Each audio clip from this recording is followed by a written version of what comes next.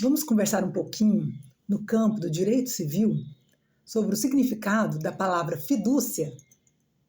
Pois bem, fidúcia significa confiança. Então, contrato fiduciário, um contrato baseado na confiança. Garantia pessoal é fidejussória. Fidejussória vem de fidúcia, que significa confiança. Exemplo, contrato de fiança, que além de ser uma garantia pessoal, que é dada por uma terceira pessoa, quando o devedor não cumpre a dívida com o credor e ele não possui meios de solver o débito, o fiador é chamado a responder por esse débito, então é uma garantia pessoal, uma terceira pessoa voluntariamente se responsabilizou por esse débito, e é uma garantia fidejussória, baseada na fidúcia, na confiança. Ou seja, o credor tem confiança que se ele fez a fiança nos moldes da lei, o fiador vai responder pelos débitos, conforme acordado anteriormente aí com o credor, do devedor inadimplente. Então, fidúcia significa confiança. Fiduciário, fidejussória, vem de fidúcia, que significa confiança. O contrato de comodato, no artigo 579 do Código Civil, é o empréstimo de bem infungível ou de coisa não fungível. Ou seja, é um empréstimo de bem que não pode ser substituído, do objeto que não tem substituição. Coisa não fungível é a mesma coisa que infungível. O prefixo in, prefixo é o comecinho da palavra, significa sem. Então, sem substituição. Uma das características do contrato de comodato civilista, no artigo 579 do Código Civil, é justamente ser um contrato fiduciário. Quando o comodante, que é o credor, empresta seu bem infungível ao comodatário, ele tem a confiança que, ao terminar o contrato, o objeto vai lhe ser devolvido. Então, é um contrato fiduciário. A fiança, garantia pessoal, garantia fidejussória, que vem de fidúcia.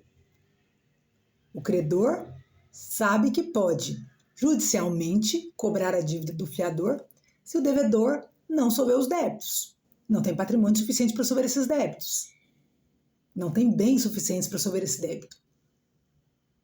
Um outro exemplo de contrato que envolva fidúcia é o chamado contrato estimatório ou venda em consignação. Quando o consignante, que é o credor, entrega um bem móvel, corpóreo, de pequeno valor para o consignatário, que é o devedor, vender esse objeto para uma terceira pessoa e, consequentemente, haver divisão dos lucros, o consignante tem a confiança de entregar algo que é seu a uma outra pessoa mediante um acordo de fim do prazo para venda. Se o objeto não foi vendido para a terceira pessoa, o consignatário, que é o devedor, que na realidade vai ser o vendedor em relação a uma outra pessoa, ele tem a possibilidade de comprar o objeto ou obrigação de devolvê-lo ao dono. Então, se eu faço um contrato dessa natureza, um venda consignação, um contrato estimatório, um 534, com uma pessoa, entregar um bem móvel, corpóreo de pequeno valor para essa pessoa vender, a gente dividir os lucros, eu tenho que confiar nessa pessoa qual eu estou entregando o objeto para venda. Então, é considerado contrato fiduciário. Uma das características desse contrato também é ser fiduciário.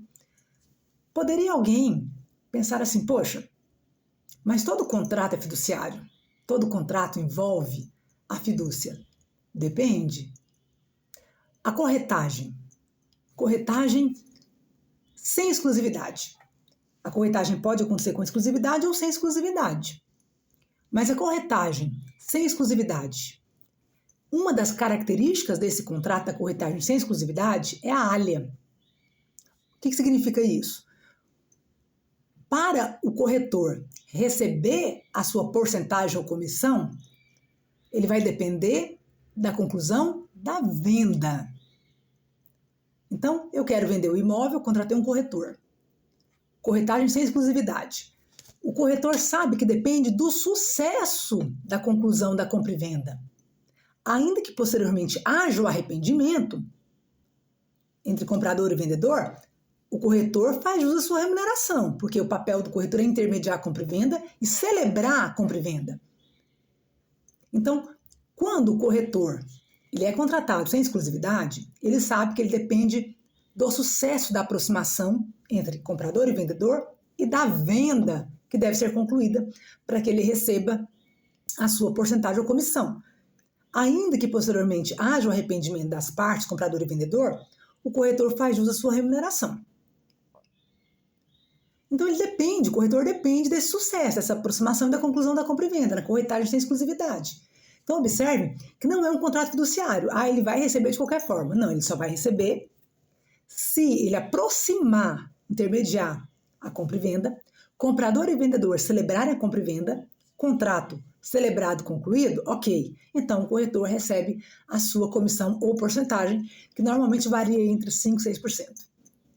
Então, é um contrato que depende do sucesso dessa aproximação da conclusão de compra e venda. Não é, em regra, chamado contrato fiduciário. Não tem como uma de suas características ser um contrato fiduciário.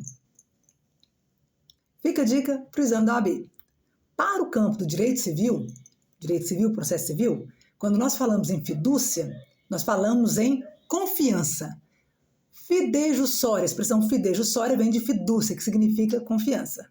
Fica a dica para o exame da OAB.